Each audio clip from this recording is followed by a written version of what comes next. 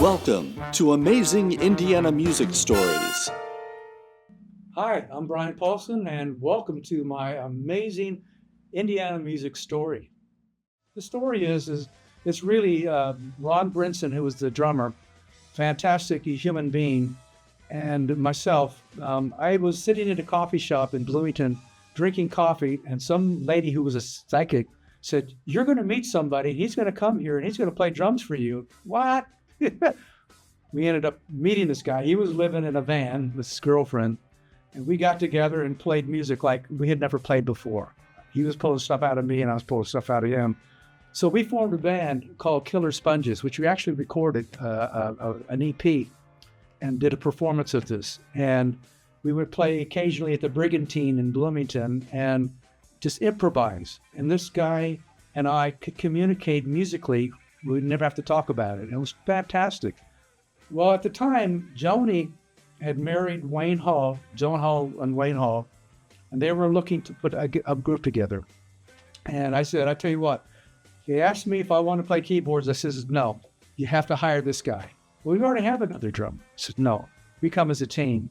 So we got together, and again, it was magic. We were able to just kind of create music and understand where our role was. So we got together and sort of played some top 40 just to get work. But then we started putting music together and writing and found out we had a sound. And some people compared us to people like Airto and Flora Purim, who actually we ended up playing with into Bloomington and at the Bluebird, I believe. But it was sort of a Brazilianish kind of thing.